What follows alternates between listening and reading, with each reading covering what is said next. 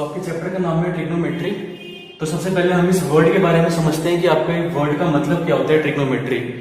तो बेसिकली आपका जो वर्ड है ट्रिग्नोमेट्री आपका दो वर्ड से मिलकर बना है। एक है आपका ट्राई, दूसरा है आपका गोनोमेट्री। तो बेसिकली यहाँ पर ट्राई का मतलब क्या होता है? ट्राई का मतलब होता है यहाँ पर तुम्हारा ट्राइंगल।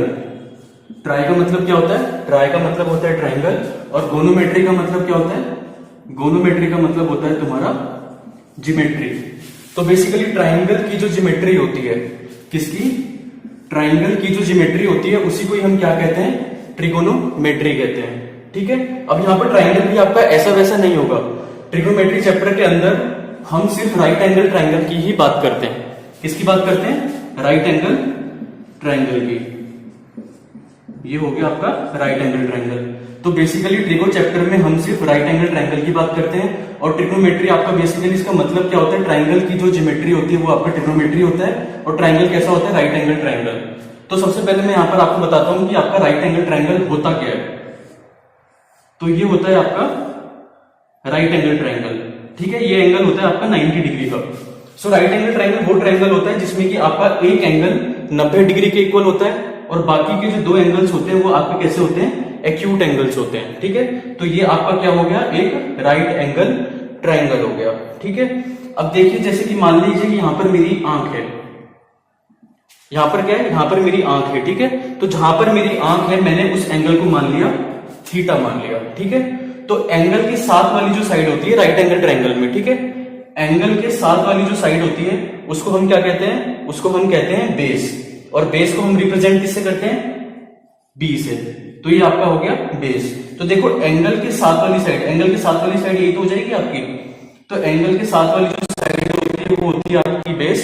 और एंगल के सामने वाली जो साइड होती है, एंगल के सामने वाली जो साइड होती है वो होता है आपका परपेंडिकुलर। और परपेंडिकुलर को हम रिप्रेजेंट किससे करते हैं? पी से रिप्रेजेंट करते हैं। और राइट एंगल के सामने वाली जो साइड होती है, राइट एंगल के सामने वाली जो साइड होती है उसको हम क्या कहते हैं? उसको हम कहते हैं हाइपोटेन्यूज। और हाइपोटेन्यूज को हम रिप्रेजेंट किससे करते हैं? एच से करते हैं। और अगर मैं इस राइट एंगल ट्राइंगल में अगर मैं पाइथागोरस थ्योरम लगाता हूं तो आपका ये जो एच हो जाएगा ये किसके इक्वल हो जाएगा? Under root P square plus B square. तो ये होता है आपका क्या? Right angle triangle. ठीक है। तो एंगल के साथ वाली साइड आपका बेस हो गई, एंगल के सामने वाली साइड आपका परपेंडिकुलर हो गई और राइट एंगल के सामने वाली साइड आपका हाइपोटेनियस होगी। अगर मैं इस राइट एंगल ट्राइंगल में अगर मैं पाइथागोरस थ्योरम लगाता हूं तो आपका जो हाइपोटेनियस होगा वो आपका under root of P square plus B square के इक्वल हो जाएगा। ठीक है। अच्छा देखो इसके बाद में क्या बताता हूं आपको। तो ये तो हमने कर लिया राइट एंगल का, समझ लिया हमने क्या होता है राइट एंगल ट्राइंगल क्या होता है आपका। अच्छा देखो ज्योमेट्री का मतलब क्या होता है। तो बेसिकली ट्रिगो चैप्टर में हमको ज्योमेट्री में ज्यादा कुछ नहीं समझना है। यहाँ पर ज्योमेट्री का हमको इतना मतलब ज्योमेट्री का इतना बड़ा रोल नहीं है। यहाँ पर ज्योमेट्री में सिर्फ हमको ये पता होना चाहिए कि आपके क्वाड्रेंट्स क्या होते हैं। ज्योमेट्री में बेसिकली हमको क्वाड्रेंट्स के बारे में पता होना चाहिए। तो बेसिकली ये होती है आपकी एक्सिस। ठीक है। ये हॉरिजॉन्टल वाली होती है आपकी एक्स एक्सिस और वर्टिकल वाली होती है आपकी वाई एक्सिस।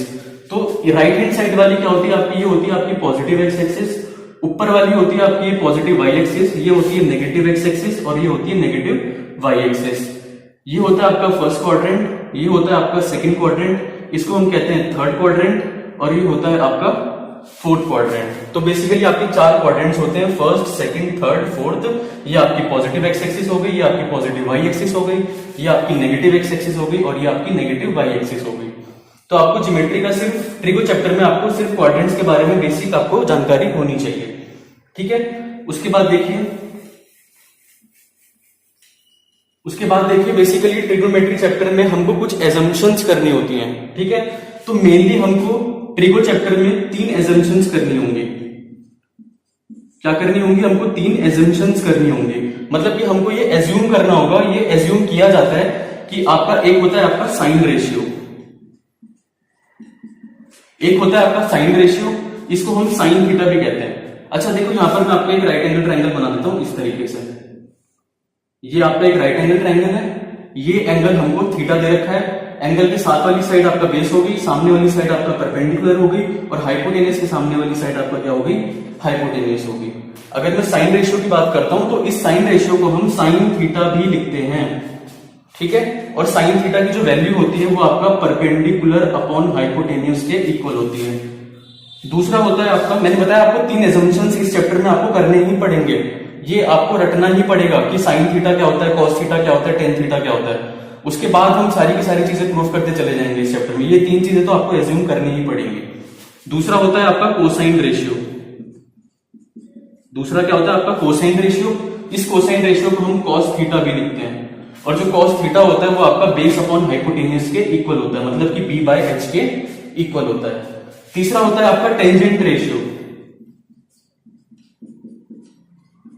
तीसरा क्या होता है आपका टेंजेंट रेशियो, इसको हम टेन थीटा भी लिखते हैं, और जो टेन थीटा होता है वो आपका परपेंडिकुलर अपॉन बेस के इक्वल होता है।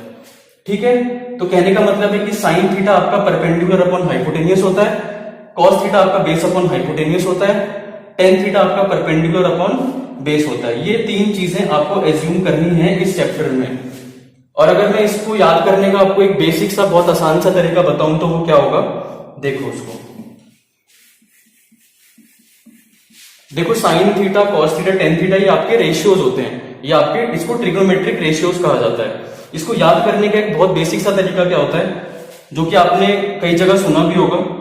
इसको हम बोलते हैं जैसे कि पंडित बद्री प्रसाद, यहां पर आप लगा दो डिवाइडेड बाय, नीचे लिखो हर हर भोले। तो ऊपर हो गया आपका पंडित बद्री प्रसाद, नीचे हो गया आपका हर हर भोले। इसको हम इस तरीके से भी बोल सकते हैं, पाकिस्तान भूखा प्यासा, हिंदुस्तान हरा भरा। तो ये जो आपकी जो पहली वाली वैल्यू होगी p बाय h की, ये हो गई आपका क्या, साइन थीटा हो गया। ये जो दूसरी वाली आपकी होगी रेशियो, ये वाला b बाय h वाला, ये हो गया आपका कॉस थीटा। ये जो आपका तीसरा वाला रेशियो हो गया आपका p बाय b, ये हो गया आपका टेन थीटा। तो ये बहुत आसान सा तरीका है इन रेशियोज को याद करने का।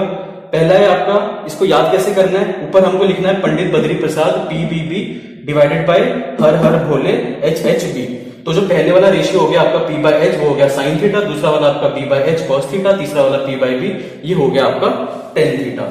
ठीक है, तो अभी हमने सिर्फ ट्रिग्नोमेट्रिक रेशियोज के बारे में पढ़ा है कि साइन थीटा क्या होता है, कॉस थीटा क्या होता है, और आपका टेन थीटा क्या होता है।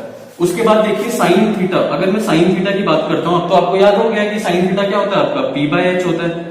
अगर मैं साइन थीटा के इनवर्स की बात करता हूं, मतलब कि साइन थीटा का रेसिप्रोकल क्या होता है, साइन थीटा का रेसिप्रोकल होता है आपका कॉसेक थीटा, और इस कॉसेक थीटा को मैं h बाय p भी लिख सकता हूं, क्योंकि कॉसेक थीटा आपका साइन थीटा का रेसिप्रोकल है। अगर साइन थीटा आपका p बाय h हो जाएगा तो आपका cosec theta h by p हो जाएगा, क्योंकि कॉसेक थीटा आपका साइन थीटा का क्या होता है, रेसिप्रोकल होता है। अगर मैं टेन थीटा की बात करता हूं, टेन थीटा होता है आपका perpendicular upon base p by b। Tan theta का रेसिप्रोकल क्या होता है, मतलब कि टेन थीटा का इनवर्स क्या होता है, वो होता है आपका कॉट थीटा। तो कॉट थीटा आपका क्या हो जाएगा, ये हो जाएगा b बाय p। तो टेन थीटा का रेसिप्रोकल इनवर्स हो गया cot theta, tan theta p by p, cot theta b by p। तीसरा कौन सा होता है आपका, साइन हो गया, टेन हो गया, एक कौन सा होता है आपका कॉस थीटा। कॉस थीटा क्या होता है, कॉस थीटा होता है आपका b by h। Cos theta का रेसिप्रोकल क्या होता है, कॉस थीटा का इनवर्स होता है, रेसिप्रोकल होता है आपका सेक थीटा, और सेक थीटा हो जाता है आपका h बाय b। तो मैंने सिंपल सा अभी आपको बताया कि इनके क्या होते हैं, ये इनके इनवर्स होते हैं। या तो आप इनको इनवर्स कह लो, या तो आप इनको रेसिप्रोकल कह लो। साइन थीटा का इनवर्स होता है कॉसेक थीटा, टेन थीटा का इनवर्स होता है कॉट थीटा, कॉस थीटा का इनवर्स होता है आपका सेक थीटा। ठीक है, यहां पर देखो, अच्छा देखो इतना समझ में आ गया आपको, इनवर्स क्या होते हैं, रेसिप्रोकल क्या होते हैं। अच्छा देखो मैंने आपको क्या बताया था, मैंने आपको बताया कॉट थीटा किसका रेसिप्रोकल होता है, टेन थीटा का। टेन थीटा अगर आपका p बाय b है तो आपका कॉट थीटा क्या हो जाएगा, b बाय p हो जाएगा, यही बताया था मैंने आपको। अच्छा देखो b बाय p को मैं क्या लिख सकता हूं, इसको मैं लिख सकता हूं क्या, b by h divided by p by h। h से यहाँ पर h से h कैंसिल हो जाएगा, तो आपका ये b बाय p तो लिखा है, तो b बाय p को मैं इस तरीके से लिख सकता हूं। ठीक है, अब देखो b बाय h आपका क्या होता है, b बाय h होता है आपका cos theta, p by h आपका क्या होता है, ये होता है आपका साइन थीटा। तो कहने का मतलब है कि कॉट थीटा को मैं cos theta by sine theta भी लिख सकता हूं। ठीक है, दूसरा देखो, वैसे अगर मैं टेन थीटा की बात करता हूं, टेन थीटा का क्या होता है, टेन थीटा का रेशियो होता है आपका perpendicular upon base P by B. इस पी बाय बी को मैं क्या लिख सकता हूँ, इसको मैं लिख सकता हूँ P by H divided by B by H, क्योंकि एच से एच आपका कैंसिल हो जाएगा तो ये पी बाय बी तो लिखा हुआ है। पी बाय एच आपका क्या होता है, ये होता है आपका sine theta, B by H आपका क्या होता है, ये होता है आपका कॉस थीटा। तो कहने का मतलब है कि टेन थीटा को हम sine theta by cos theta भी लिख सकते हैं, ठीक है। तो कहने का मतलब है टेन थीटा को हम sine theta by cos theta भी क्या कर सकते हैं, लिख सकते हैं, ठीक है। अच्छा देखो, अब मैं आपको एक इसके ऊपर एक एग्जांपल बताता हूं। अभी हमने क्या पढ़ा, अब तक हमने सिर्फ ट्रिग्नोमेट्रिक रेशियोज के बारे में ही पढ़ा है, ठीक है। अब मैं आपको इस पे एक एग्जांपल बताता हूं कि किस तरीके से हमको इस चीज को अप्लाई करना होता है क्वेश्चंस के अंदर। जैसे देखिए कि यहाँ पर मेरे को एक क्वेश्चन दे रखा है, क्या मेरे को एक सिंपल सा क्वेश्चन दे रखा है कि कहता है कि 5 tan अल्फा इक्वल्स टू 4। कहता है कि अगर 5 tan अल्फा अगर 4 के इक्वल होगा तो उस केस में मेरे को 5 sin alpha minus 3 cos alpha divided by 5 sin alpha plus 2 cos alpha क्या करना है, फाइंड करना है। सिंपल सा क्वेश्चन है। क्वेश्चन में कहता है कि हमको अगर 5 tan अल्फा अगर 4 के इक्वल है तो उस केस में मेरे को ये चीज फाइंड करनी है।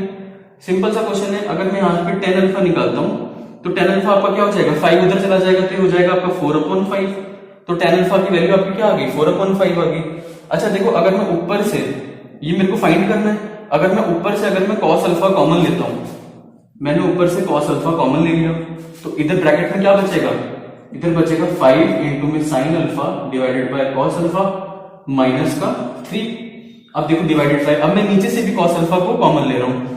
अगर मैं नीचे से cos अल्फा को कॉमन लेता हूं तो अंदर क्या बचेगा, अंदर बचेगा 5 sine alpha divided by cos alpha और प्लस का 2।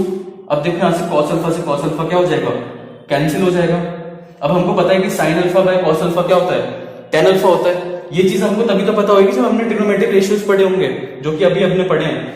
तो sine alpha by cos alpha आपको क्या हो जाएगा, ये हो जाएगा आपका tan अल्फा। तो ये हो गया ऊपर 5 tan alpha minus 3 divided by नीचे क्या हो जाएगा, नीचे हो जाएगा 5 tan अल्फा प्लस 2। और हमको पता है कि tan अल्फा की वैल्यू कितनी है, tan अल्फा की वैल्यू है 4/5। तो इसकी वैल्यू को यहां पर पुट कर दो। अगर मैं 5 को 4/5 से मल्टीप्लाई करूंगा तो ऊपर क्या बचेगा, सिंपली 4 और यहां पर माइनस का 3 डिवाइडेड बाय 4/5 को अगर मैं इस 5 से मल्टीप्लाई करूंगा तो नीचे सिंपली क्या बचेगा, 4 बचेगा। 4 प्लस 2, 4 माइनस 3 आपका 1 होता है, 4 प्लस 2 आपका 6 हो गया। तो इसकी वैल्यू क्या आ गई, 1/6। तो इस पूरे की वैल्यू आपकी कितनी आई है, इसकी वैल्यू आ गई आपकी 1/6। ये हो गया आपका सिंपल सा आंसर, ठीक है। तो इस तरीके से आपके क्वेश्चंस बनते हैं। ट्रिग्नोमेट्रिक के जो रेशियोज होते हैं उनके ऊपर आपके इस टाइप के क्वेश्चंस बनते हैं।